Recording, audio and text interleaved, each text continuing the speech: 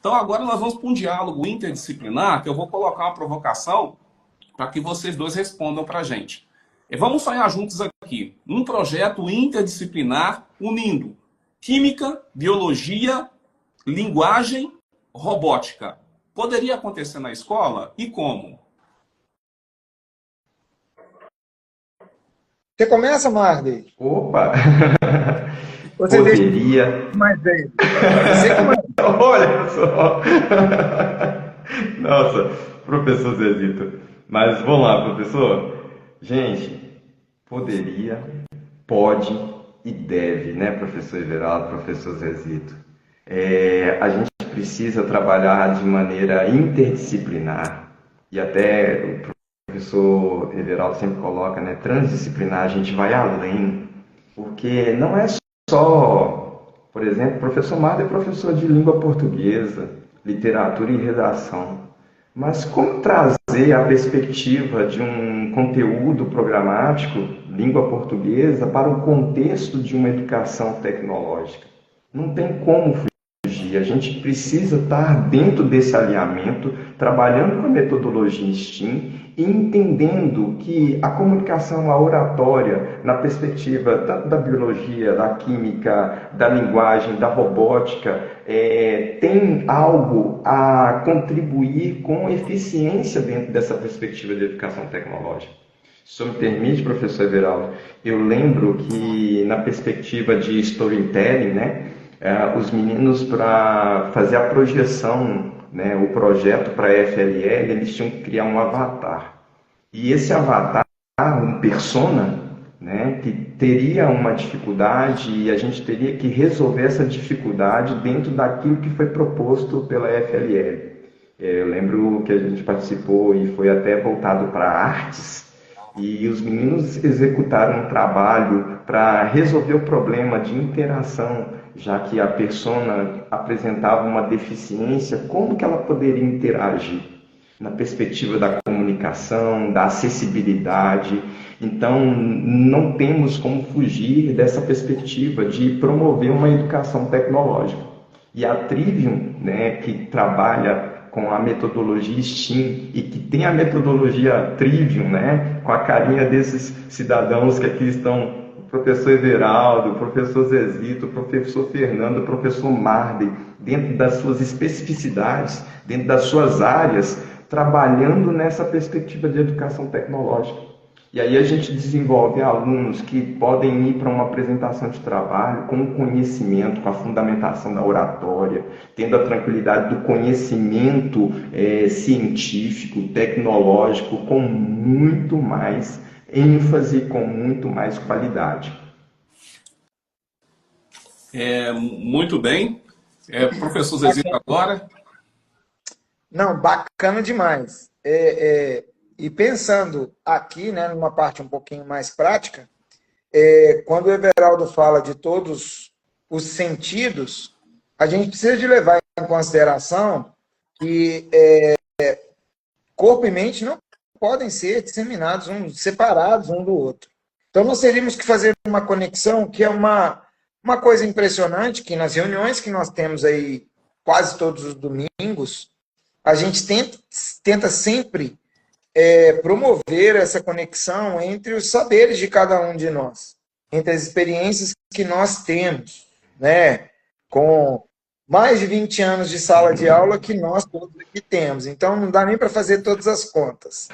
Mas é extremamente interessante que assim, a experiência sensorial, que é isso que foi dito aí pelo Everaldo, ela tem que entrar em conexão com a psique, com a parte em que esses nossos alunos, eles vão, por vezes, apesar de não estarem mais utilizando a tecnologia que eles amam tanto, que é o celular, e eu falo que foi um ganho, a não utilização do celular sem um objetivo em sala de aula,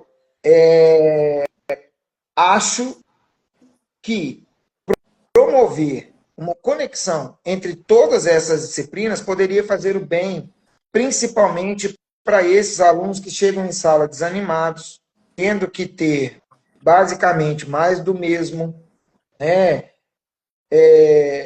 e, ao mesmo tempo, que esse aluno tivesse condições de promover aí, né, a construção básica, talvez, de um robô, ele poderia pensar numa conexão com as diversas disciplinas que a gente vai aqui apresentar e uma relação até do mundo exterior com ele mesmo.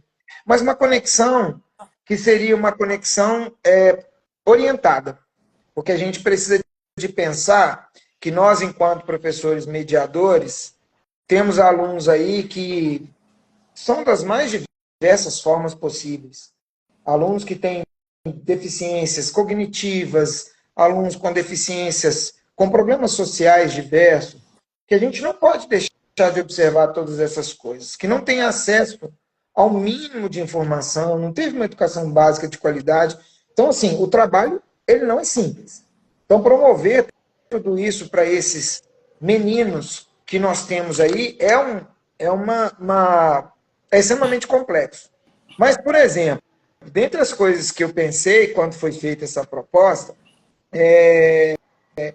eu consegui até pensar num título, assim, A Dança Complexa da Vida, do molecular ao simbólico, pensando no Fernandão, Lindão, ao simbólico que está remetente à linguagem, e do biológico ao artificial. Pensando, basicamente, aí no que poderia ser produzido a partir dos conhecimentos do nosso mestre dos magos, Everaldo, aí, no que diz respeito à robótica. Né, Everaldo? E aí, eu aqui, pensando nas bagunças dentro da biologia, eu pensei, porque o corpo é basicamente uma máquina bioquímica, né? Ele é uma máquina bioquímica. E, pensando em, de repente, isso que o Marder falou, de estruturas robóticas, por exemplo, que pudessem expressar determinadas emoções. E aí, Marder, desculpa, meu querido, que possam ser expressas, por exemplo, por poemas. Por que não? Por poemas. Que aí nós teríamos assim uma construção robótica inspirada em fenômenos da natureza, algo que fosse mais ou menos nesse sentido, né? Que a natureza, a parte biológica e a parte química, assim, sejam inspiradas para construir a funcionalidade de um robô que pudesse se expressar esses sentimentos. Mas eu estou para dizer que a própria construção, a manipulação desses materiais a serem utilizados para a construção já é um grande ganho para essa clientela que nós temos, que são meninos que não dão conta, teoricamente, da parte tradicional, de uma aula tradicional de 50 minutos. Mas, em contrapartida, a gente não pode sobrecarregar professores também, não. Sim. Eu acho que é por isso que a Trivium está tentando trilhar novos caminhos, para que seja facilitado o nosso trabalho, mas que o aluno seja protagonista, que ele possa construir, de repente, esse próprio conhecimento dele aí. Quem sabe, sei lá, a gente constrói. Mas aí é o Everaldo, né? O Everaldo que vai conseguir designar isso direitinho. Um robô que tivesse vozes que reagisse a determinadas emoções, né? Que pudesse aí... a gente podia fazer isso a partir da análise de um filme, sei lá. Assim, mas o que eu acho é que as possibilidades elas são as mais diversas possíveis.